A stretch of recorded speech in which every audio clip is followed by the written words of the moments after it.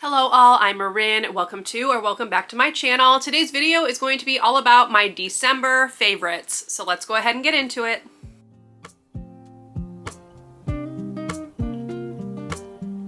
So per the usual, I will be breaking my favorites into different categories. So I will have my bookish favorites, my beauty favorites, my miscellaneous favorites, and then I will share my cat's favorites from the last month.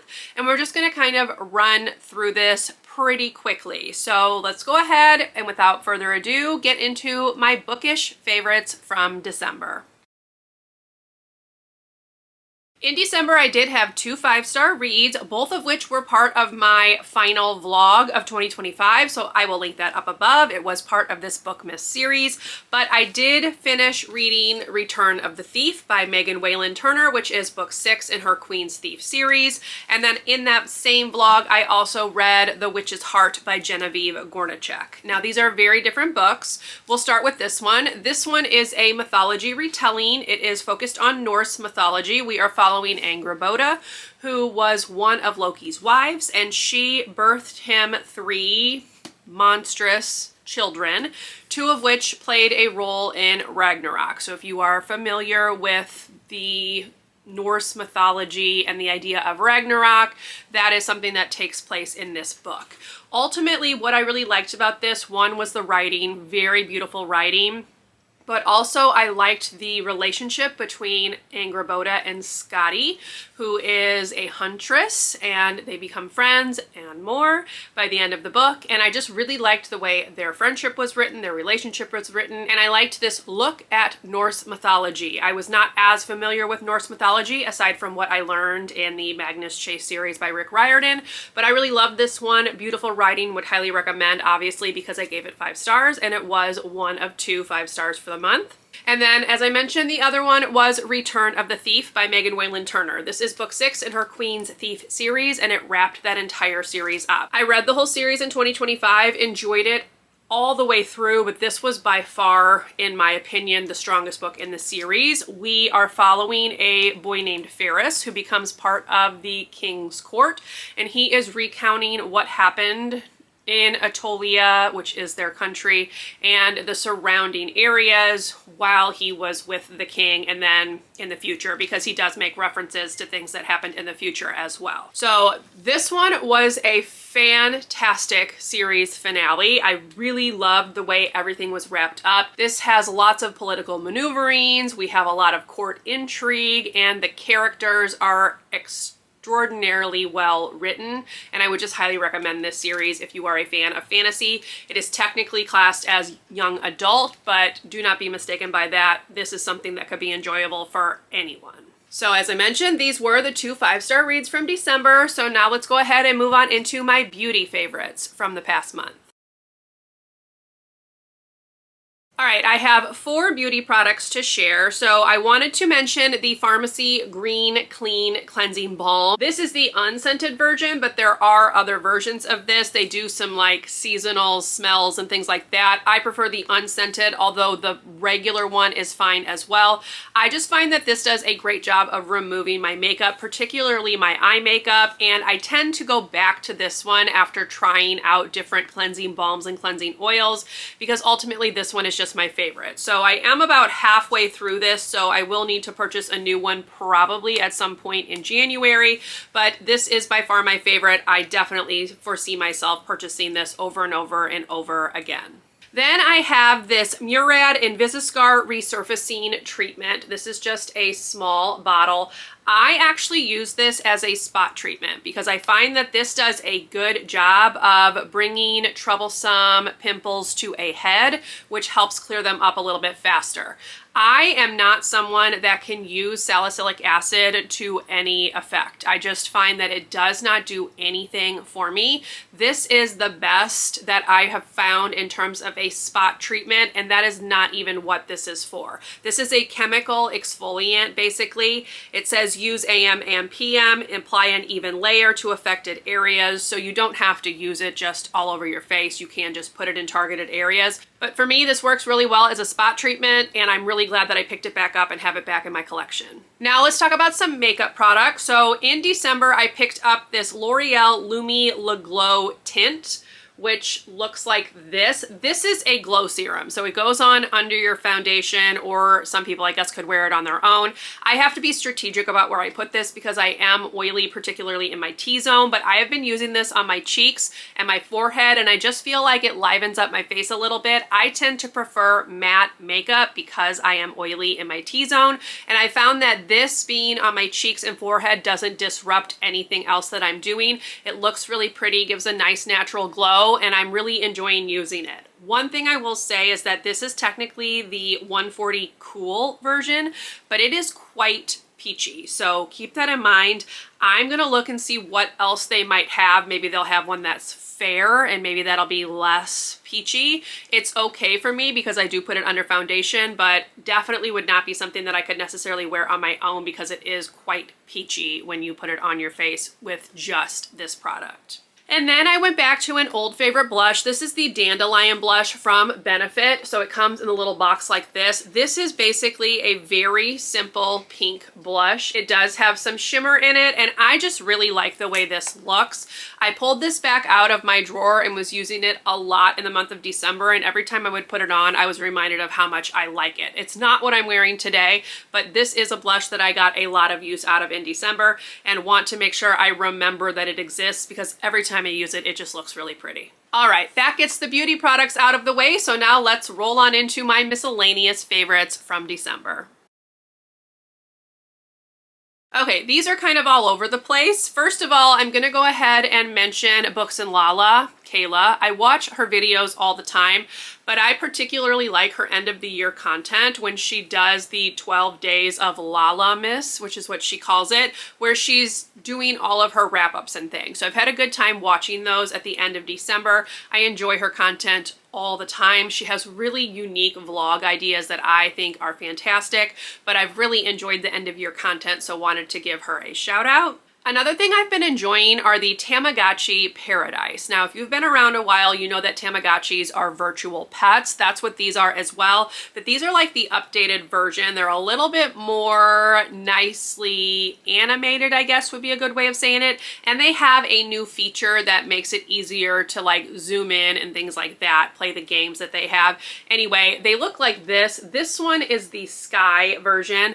I was sent 4 of these for free from a company called ZimCares, and they send things to teachers, librarians, people in schools to use with your students.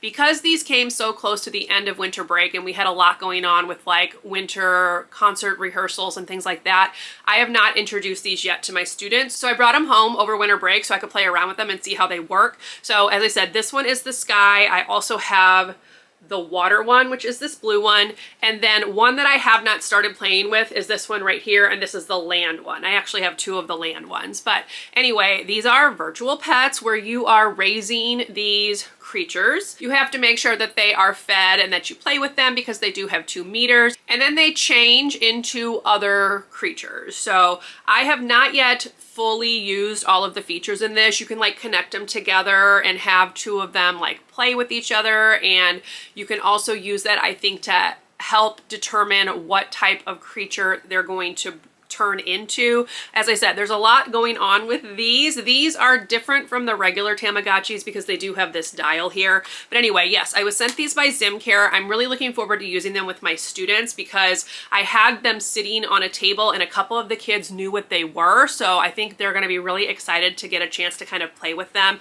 I haven't completely come up with a way to use them yet. I'm thinking I might use them as like a reward type thing. But yes, Tamagotchi Paradise been taking up a lot of my time over my winter break because I have been trying to play around with them and see exactly how they work. So want to give those a shout out. They are a good time. They are pricey. I think they retail for like $45 or something like that. So I was very lucky to get sent 4 of them for my students. And I will hopefully be able to give you an update on how much they have enjoyed them once they've had a chance to play with them. By the way, that's not sponsored. I did not need to give them a shout out. I just have been playing with them and they fall under this miscellaneous category. So I wanted to mention them.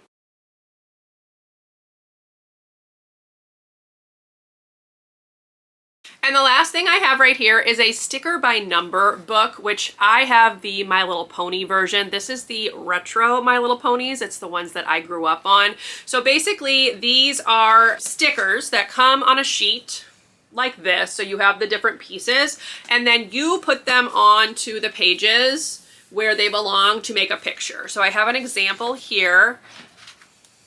Right here. I've done a few of these. I have a couple other books as well that are the sticker by numbers. So I've only done the first one in this book, but I am a My Little Pony fan, so wanted to go ahead and use that for this example. But you can see this is what the full picture looks like. And if you look really closely, you can see how the stickers fit together like that. So that's how this works. It's a sticker by number rather than like a color by number. And I've been having a good time playing around with them, particularly for the nostalgia factor, because I did love the My Little Ponies. These ones have special stickers at the back that have glitter, so I will kind of show you. Each picture has like its own glitter sticker to include on there. So yes, lots of fun. I've been having a good time with these and I'm looking forward to finishing out this entire book. This one has 10 pictures to do. That seems to be about the size for the standard ones that I've been finding. These are by Brain Games, so if you're interested in looking for any of them, I would recommend checking them out. These have been fun so far. And that concludes my miscellaneous items for December. So let's roll on into the things that my kittens have been loving for the past month. All right, we're gonna go ahead and start off with a couple of food products that they have been enjoying. Now, I have mentioned previously, I feed my kittens primarily wet food. So the canned food that they have been loving is the Nulo beef and lamb recipe. It looks like this. Now this one has fish in it, and generally speaking, you should not give your cats a lot of fish because it can lead to urinary issues, which particularly male cats are already prone to. So they only get this once a week, but anytime I give it to them, they scarf it down. They really, really like this one. So I wanted to go ahead and give it a shout out. It's definitely their favorite canned food right now. But I also opened up this freeze-dried pork recipe from Fresh is Best, and they are going crazy for this. So I've been using it just as kind of a topper to get them used to it. I sprinkle it over the top of their food and they go crazy. So highly recommend this one. My cats really like pork. There's a couple other foods that have pork in them as well that they've really enjoyed, but this is a definite winner. So wanted to give this a shout out because they love this. Next, let's talk about a couple of toys they've been enjoying. So the first one are these ice cream cones that have these strings that hang down. My cats are obsessed with anything with ribbons, strings, and feathers. So this has been good. This is sewn on here really well. So I've been pulling really hard on it. I always test it out before I give it to them. And it's sewn in there and they are just really loving this. Particularly Clover, who is my calico. Here she is. She loves anything that she can like grip onto and kick because she is a kicker, which is going to tie into the next toy I'm going to mention. But even Sage has been loving just the ribbon part. She licks it with her tongue and it's pretty funny. So these have been a hit. These were a gift from my brother's girlfriend to the kittens, and there's a set of 2. They love these. And then the other toy is a kicker toy. So it looks like this. This one does have catnip in it. It's got a crinkle, so I'll show you. It's got that crinkle effect, which they like, but this is long enough where they can grip onto the top and kick the bottom with their hind legs. And again, Clover is the kicker. She loves kicker toys, but even Sage has been snuggling up with this one. So definitely wanted to give this a shout out. This came in a 3-pack from Amazon, but you can find them anywhere. This one's just really soft, and I think they like the texture of this a lot. So this one was the other one that they've really been enjoying for the past month. And the final thing I wanted to mention was a cat Christmas tree. So I don't have a regular tree out in the living room because the cats would inevitably try to climb it or eat it or anything else. So instead I bought them a Christmas tree that is a hideaway spot. It has 2 hiding spots, as you can see in this picture right here. They did not like the top one. I think it's too small for them, but they loved the bottom. They would curl around in there and sleep and bring toys up in there with them. It was a big hit. So here's a picture of Sage in the Christmas tree, and then here is a picture of Clover in the Christmas tree. So so you can see definitely a big hit with them, and it definitely gave them a little bit of festivity, if you will, a way to decorate my living room without a tree that they were inevitably going to knock down or eat something off of. So I will be swapping that out with, I think it's a monster. Here's a picture of it, and I'm gonna see if they like that one as well as the tree, because the tree was definitely a hit, but it's going to have to go away because we are done with the Christmas season, so they're gonna need something to replace it.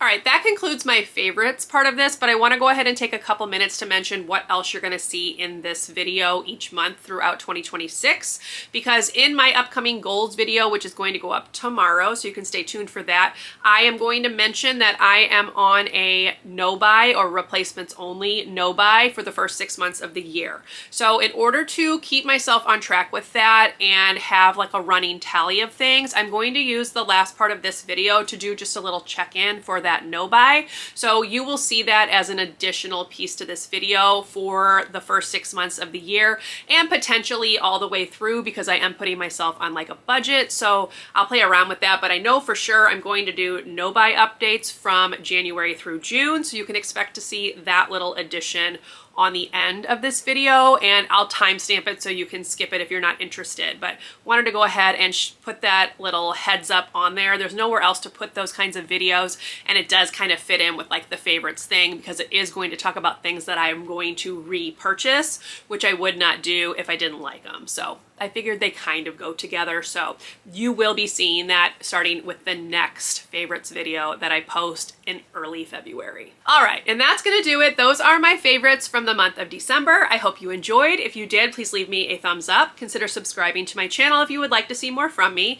If you made it to the end of this video and would like to leave an emoji to show you were here, you can leave a heart emoji of your choice, and I will see you in my next video. Bye, everyone.